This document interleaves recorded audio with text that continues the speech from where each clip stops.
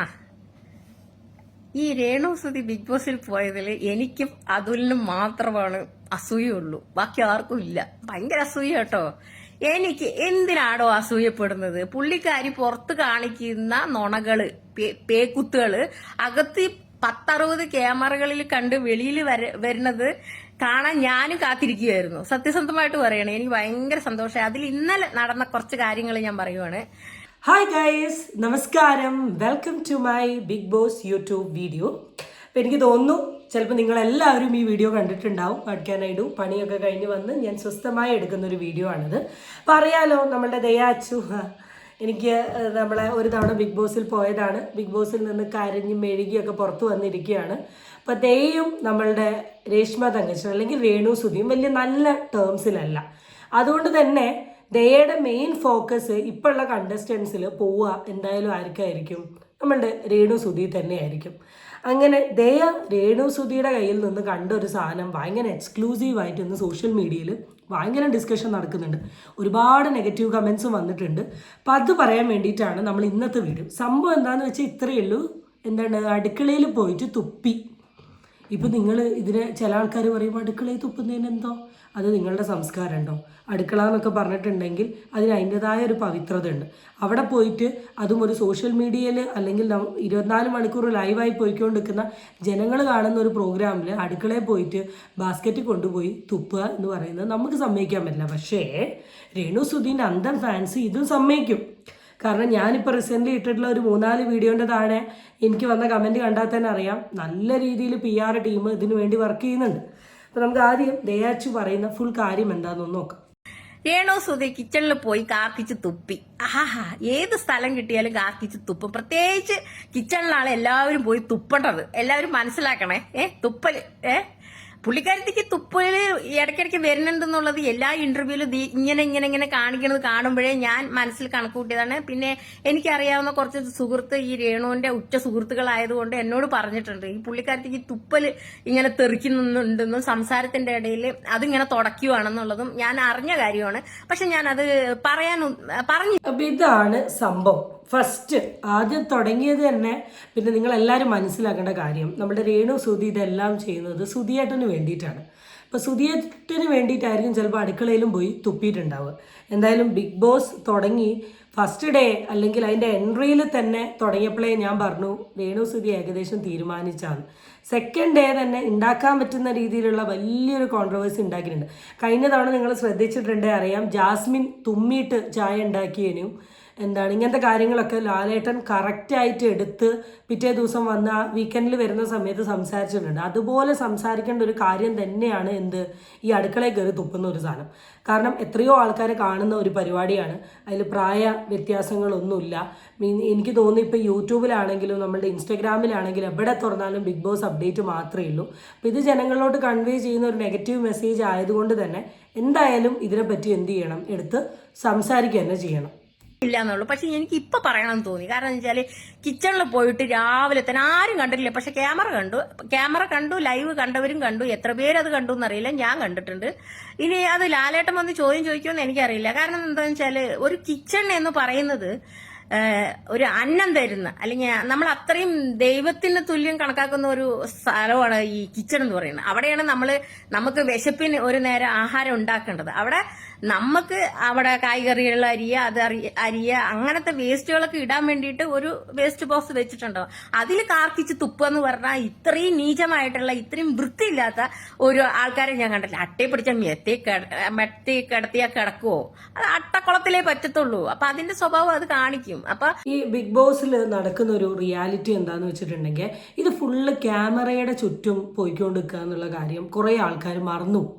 കാരണം അത്രയും കാലം നമ്മളുടെ ഒരു പ്രൈവറ്റ് ലൈഫിൽ നിന്ന് ഒരു ദിവസം കൊണ്ടാണ് നമ്മളുടെ ലൈഫ് മാറുന്നത്. അവിടെ ഇങ്ങോട്ട് തിരിഞ്ഞാൽ അവിടെ ഇവിടെ അപ്പുറത്തും ഇപ്പുറത്തും ഒക്കെ എന്ത് ചെയ്യുന്നുണ്ട്, ക്യാമറ ഉണ്ട്. ഇത് ഫുൾ ടൈം ഓണായി നിൽക്കുകയാണ്. ഈ ബോധത്തിലോട്ട് കണ്ടസ്റ്റൻ്റ് എത്താൻ കുറച്ച് അധികം ടൈം എടുക്കും. ഇനി മേ ബി വീക്കെൻഡിലൊക്കെ വന്ന് ലാലേട്ടൻ നിങ്ങൾ ചെയ്തിട്ടുള്ള കുറേ കാര്യങ്ങൾ എടുത്തു പറയുന്ന സമയത്താണ് അയ്യോ ഞാനിത് ചെയ്തല്ലോ, ഞാനിത് കണ്ടല്ലോ, ഞാനിത് ശ്രദ്ധിച്ചല്ലോ എന്നൊരു തോട്ടിലോട്ട് വരിക. അപ്പം ഇങ്ങനത്തെ ഓരോ പ്രവർത്തികൾ നിങ്ങൾ ഈ ചെയ്യുന്ന സമയത്ത് നമ്മളിങ്ങനെ ആരെങ്കിലുമൊക്കെ ഒരാൾ റിയാക്ട് ചെയ്യുമ്പം അതിന് കുശുമ്പാണ്, അസൂയാണ്, നീ അവളെ നെഗറ്റീവ് ക്രിയേറ്റ് ചെയ്യുക എന്നൊന്നും പറയേണ്ട ആവശ്യമില്ല. നിങ്ങൾ ഫസ്റ്റ് മനസ്സിലാക്കേണ്ട കാര്യം, രേഷ്മ തങ്കച്ചന് സോഷ്യൽ മീഡിയയിൽ ഒരു പ്രൊഫൈൽ കിട്ടിയിട്ടുണ്ടെങ്കിൽ ഞങ്ങളെപ്പോലെ റിയാക്ഷൻ വീഡിയോ ചെയ്യുന്ന ആൾക്കാർ നല്ലൊരു പങ്കുണ്ട്. കാരണം എന്താ, നിങ്ങൾക്ക് ഊഹിച്ചാൽ അറിയില്ല, അവർ കാണിച്ചു കൂട്ടുന്ന കാര്യങ്ങൾ ഞങ്ങളാണ് സോഷ്യൽ മീഡിയയിൽ വിളിച്ച് പറയുന്നത്. അതുകൊണ്ടാണ് 4 ആൾ അറിയുന്നത്. അപ്പം അതിൻ്റെ നന്ദിയൊന്നും ഞാൻ പ്രതീക്ഷിക്കുന്നില്ല. കാരണം വീടുണ്ടാക്കി തന്ന ഫിറോസ് ഖാൻ്റെ തലയിൽ വെച്ചതാണ്.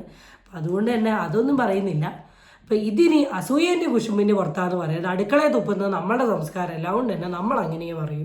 കിച്ചൺ ഏതാണ്, ബെഡ്റൂം ഏതാണ്, എന്താണ്, അതൊന്നും അറിയേണ്ട കാര്യമില്ല. തുപ്പ് തന്നെ തുപ്പൽ കൊണ്ട് അഭിഷേകം. അപ്പൊ കണ്ടോന്ന് എനിക്കറിയില്ല. പാവാടവളികളെ, PR വർക്കുകളെ ഇതൊക്കെ കാണണം, കണ്ടിട്ട് ബൂസ്റ്റ് ചെയ്യണം. നിങ്ങൾ അങ്ങോട്ട് നല്ലോണം ബൂസ്റ്റ് ചെയ്യണം. ഞങ്ങളെ കളിയാക്കുന്ന പോലെ അതും കൂടെ ബൂസ്റ്റ് ചെയ്യണം, മനസ്സിലായില്ലേ? പിന്നെ പല്ല് തേച്ചില്ലെങ്കിൽ ലിപ്സ്റ്റിക് ഇടുന്നുള്ളത് രേണുസുതി വളരെ വ്യക്തമായിട്ട് നമുക്ക് കാണിച്ചു തന്നിരിക്കുകയാണ്. അത് വളരെ വ്യക്തമായിട്ട് പുള്ളിക്കാരി പറയുന്നുണ്ട്. ഞാൻ പല്ല് തേച്ചില്ലെങ്കിൽ ലിപ്സ്റ്റിക് ഇടുന്നുള്ളത് പറഞ്ഞിട്ടുണ്ട്. അതാണ് പുള്ളിക്കാരന്റെ ഒരു രീതി. അപ്പൊ പ്രതീക്ഷ, പാവാടവള്ളിയെ ഇതൊക്കെ കാണുന്നുണ്ടല്ലോ അല്ലേ, സപ്പോർട്ട് ചെയ്യണേ. അപ്പൊ ഇത്രയേ പറയാനുള്ളൂ. നമ്മളൊക്കെ എന്ന് വെച്ചാൽ രാവിലെ അടിച്ച് മുഖം ഇത് ഞാൻ സത്യസന്ധമായി പറഞ്ഞുതരാം. ഈ പെൺകുട്ടികളോട് ചോദിക്കുകയാണ്, നിങ്ങൾ യൂസ് ചെയ്യുന്ന മേക്കപ്പ് പ്രൊഡക്റ്റിൽ ഏത് പ്രൊഡക്റ്റാണ് നിങ്ങൾ യൂസ് ചെയ്യാണ്ട് നിൽക്കാൻ പറ്റുക എന്നൊരു ചോദ്യം ചോദിക്കുകയാണെങ്കിൽ സത്യസന്ധമായി പറയാം. ഞാൻ തന്നെ പറയുന്ന ഒരു കാര്യമാണ് ലിപ്സ്റ്റിക് ഇല്ലാണ്ട് എന്നെ കൊണ്ട് പറ്റില്ല എന്ന് എത്രയോ എനിക്ക് തോന്നുന്നു ഒരു 75% ഓഫ് പെൺകുട്ടികളും പറയും. നമ്മൾ ഇതൊക്കെ പറയുമ്പോൾ നമ്മൾ ശ്രദ്ധിക്കേണ്ട ഒരു കാര്യം, നമ്മളുടെ ഒരു പേഴ്സണൽ സ്പേസിൽ, നമ്മളുടെ ഒരു പ്രൈവറ്റ് സ്പേസിൽ നമ്മൾ ഇങ്ങനത്തെ കാര്യങ്ങൾ പറയുമ്പോൾ നമുക്ക് വളരെ വേണ്ടപ്പെട്ട ആൾക്കാർ നമ്മുടെ ചുറ്റും ഉണ്ടാവും. അവരൊരിക്കലും നമ്മളുടെ കാര്യത്തിൽ ജഡ്ജ്മെൻ്റൽ ആവില്ല. പക്ഷേ ഇവിടെ ഇങ്ങനൊരു പ്ലാറ്റ്ഫോമിൽ, ഇങ്ങനൊരു വലിയ സ്ക്രീനിൽ വന്ന് നിന്ന് ഞാൻ പല്ല് തേച്ചില്ലെങ്കിലും ഞാൻ ലിപ്സ്റ്റിക് ഇടും എന്നൊക്കെ പറയുന്ന സമയത്ത് അതെന്തായാലും പുറമേയുള്ള ആൾക്കാർ ശ്രദ്ധിക്കും, അവർ ജഡ്ജ് ചെയ്യും. ഇതൊരിക്കലും എല്ലാവരും ഒരുപോലെ അക്സെപ്റ്റ് ചെയ്യണമെന്നില്ല. ഇതൊക്കെ നിങ്ങളുടെ സൈഡിൽ നിന്ന് വരുന്ന തെറ്റാണ്. ഇതൊക്കെ ആൾക്കാർ എന്തായാലും നോട്ട് ചെയ്യും. ഇതൊക്കെ ആൾക്കാർ എന്ത് ചെയ്യും, വിലയിരുത്തും. ഒന്നാമത് ഇത് മലയാളം ബിഗ് ബോസ് ചാനലാണ്. അവിടെ മലയാളികൾക്ക് അവരുടേതായ രീതിയിലുള്ള ഒരു സംസ്കാരമൊക്കെ കെട്ടിപ്പിടിച്ച് നിൽക്കുന്ന കാറ്റഗറി ഓഫ് ആൾക്കാരാണ്. അവർക്കൊരിക്കലും നിങ്ങളുടെ ഈ കളികളൊന്നും ഇഷ്ടപ്പെടില്ല. അപ്പം എൻ്റെ ഒരു അഭിപ്രായ പ്രകാരം സീസൺ 7 തുടങ്ങി 2 ദിവസത്തിനുള്ളിൽ തന്നെ അത്യാവശ്യം നല്ല രീതിയിൽ പൊങ്കാലകളും നെഗറ്റീവും രേഷ്മ തങ്കച്ചൻ ഇങ്ങനെ പോയിക്കൊണ്ട് നിൽക്കുകയാണ്. രേഷ്മ തങ്കച്ചനോ രേണുസുതിക്കോ ആർക്കാച്ചാൽ ഇങ്ങനെ പോയിക്കൊണ്ട് നിൽക്കുന്നുണ്ട്. പിന്നെ അടുത്തൊരു കാര്യം, ഞാൻ ഇന്ന് എൻ്റെ യൂട്യൂബ് ചാനലിൽ ഞാൻ 3-4 ഈ ബിഗ് ബോസ് റിലേറ്റ് ചെയ്തിട്ടുള്ള ഷോർട്സ് അപ്ലോഡ് ചെയ്തു. അതിൻ്റെ താഴെ ഞാൻ കണ്ടു 2-3 കമൻറ്റാണ്, നിങ്ങൾക്ക് പോകാൻ പറ്റാത്തതിൻ്റെ അസൂയല്ലേ, അല്ലേ എന്താണ് രേണു വലിയ നിലയിലെത്തി, നിങ്ങൾ എവിടെയാണുള്ളത്, ഇങ്ങനത്തെ കുറേ കമൻറ്റൊക്കെ കണ്ടു. ഇതൊക്കെ ഇടുന്നത് എന്തായാലും നമ്മുടെ രേണുസുധീൻ്റെ ഫാൻസ് ആയിരിക്കും. നിങ്ങൾ ആദ്യം മനസ്സിലാക്കേണ്ട കാര്യം, ഞാൻ ഇനി ഫെയിമിൽ എത്തുകയാണെങ്കിലും ഞാൻ ഇനി പോപ്പുലർ ആവുകയാണെങ്കിലും ബിഗ് ബോസ് എന്ന് പറയുന്ന ഒരു ഷോയിലോട്ട് വിളിക്കുകയാണെങ്കിൽ ഞാൻ പോവില്ല എന്ന് പറഞ്ഞാൽ ഞാൻ പോവില്ല. കാരണം ഞാൻ എത്രയോ നമ്മളെല്ലാവരും ഇഷ്ടപ്പെട്ട് നമ്മളെല്ലാവരും അടിപൊളി എന്ന് കരുതിയിരിക്കുന്ന ആൾക്കാർ ഒരു 90 ദിവസം കൊണ്ട് അവരുടെ യഥാർത്ഥ സ്വഭാവം ഫുള്ള് പുറത്ത് വന്നിട്ടുണ്ട്. അത് ഇപ്പം എനിക്ക് കഴിഞ്ഞ തവണ ജാസ്മിൻ്റെ ഒരു ഇൻ്റർവ്യൂവിൽ ഞാൻ കണ്ടൊരു സാധനമാണ്, ഞാൻ എത്രയോ നല്ല നല്ല കാര്യങ്ങൾ ബിഗ് ബോസിൽ ചെയ്യുന്നുണ്ട്, പക്ഷെ അവരുടെ ക്യാമറയിൽ കൂടെ അവർ പുറത്തോട്ട് വിടുന്നത് ഞാൻ ചെയ്യുന്ന നെഗറ്റീവ് മാത്രമാണ് എന്ന് പറയുന്നത്. അപ്പോൾ മേ ബി രാവിലെ തൊട്ട് വൈകുന്നേരം വരെ പിന്നെ ഒരു വീടിൻ്റെ ഉള്ളിൽ തന്നെ നിൽക്കുക, അവിടെ ഫുള്ള് പ്രശ്നങ്ങൾ, ഒച്ചപ്പാട്, കച്ചറ, സ്ട്രെസ്സ്, ടെൻഷൻ, ടൈമിങ്, ഇതൊന്നും സഹിക്കാനുള്ളൊരു കഴിവ് എനിക്ക് പേഴ്സണലി ഇല്ല. അതുകൊണ്ട് ഞാൻ പോവില്ല. അതുകൊണ്ട് ഇനി ആര് ബിഗ് ബോസിൽ പോയിട്ടുണ്ടെങ്കിലും എനിക്ക് വലിയ അസൂയയും കുശുമ്പും ഒന്നുമില്ല. രണ്ടാമത്തെ ഒരു സാധനം ഞാൻ പറഞ്ഞുതരാം, ഇത് കണ്ടന്റ് ക്രിയേഷൻ ചെയ്യുന്ന അല്ലെങ്കിൽ ടോപ്പിക് റിയാക്ട് ചെയ്യുന്ന ഒരാളെന്ന നിലയിൽ സോഷ്യൽ മീഡിയയിൽ ഡിസ്കഷൻ ആവുന്ന ടോപ്പിക്കുകൾ നമ്മൾ എടുക്കുകയും സംസാരിക്കുകയും ചെയ്യും. ഇവിടെ രേഷ്മ തങ്കച്ചൻ അല്ലെങ്കിൽ രേണുസുതി എന്ന് പറയുന്ന വ്യക്തി ബിഗ് ബോസിൽ എന്തെങ്കിലുമൊക്കെ കാണിച്ചു കൂട്ടിയിട്ടുണ്ടെങ്കിൽ ഡെഫിനറ്റ്ലി ഞാനതെടുത്ത് സംസാരിക്കും. അതിന് രേണുവിന് അഗെയിൻസ്റ്റ് ആയിട്ട് ഞാനൊരു PR ടീമിൻ്റെ അതിന് ഇതാക്കിയിട്ടില്ല എന്ന് ഈ തരത്തിലുള്ള കമൻറ്റൊക്കെ നിങ്ങൾ ഇട്ടിട്ടുണ്ടെങ്കിൽ ഒരു കാര്യവുമുള്ള ഞാൻ ഇതൊന്നും മൈൻഡ് ചെയ്യാൻ പോകുന്നുള്ള